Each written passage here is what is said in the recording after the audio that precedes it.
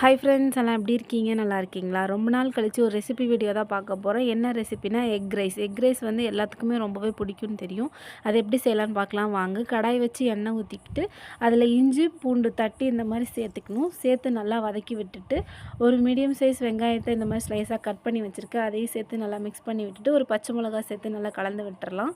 அது நல்லா மிக்ஸ் பண்ணிகிட்டு இருக்கும்போதே காயெல்லாம் சேர்த்துக்கலாம். கேரட், பீன்ஸு, குடமிளகா இந்த மாதிரி நிறையா வெஜிடபிள்ஸ் எடுத்துக்கலாம். நான் வந்து கேரட், பீன்ஸ் மட்டும்தான் எடுத்திருக்கேன்.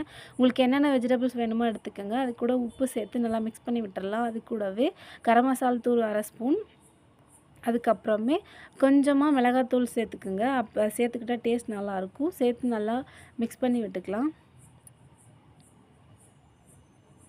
அது எல்லாத்தையும் சேர்த்து நல்லா மிக்ஸ் பண்ணி விட்டதுக்கப்புறம் ஒரு 3 முட்டையை உடச்சி ஊற்றிக்கலாம். அதை நல்லா கலந்து விட்டுக்குங்க. முட்டைக்கு தேவையான உப்பு கொஞ்சம் லைட்டாக போட்டுக்குங்க. போட்டு நல்லா மிக்ஸ் பண்ணி விட்டுட்டு நல்லா ஃபுல்லாக முட்டை நல்லா இந்த மாதிரி நல்லா மிக்ஸ் ஆகி எடுத்துகிட்டு அதுக்கப்புறம் அது கூட ரைஸ் சேர்த்துக்குங்க. ரைஸ் சேர்த்து நல்லா மிக்ஸ் பண்ணி விடுங்க. எல்லா முட்டையும் ரைஸையும் நல்லா மிக்ஸ் பண்ணி விட்டுட்டு அதுக்கப்புறம் சாஸ் உங்கள்கிட்ட என்ன இருக்கோ அதை சேர்த்துக்கோங்க. என்கிட்ட டொமேட்டோ சாஸ் தான் இருந்துச்சு, அதை நான் இப்போ சேர்த்துக்கிறேன். சேர்த்து நல்லா மிக்ஸ் பண்ணி விடுங்க.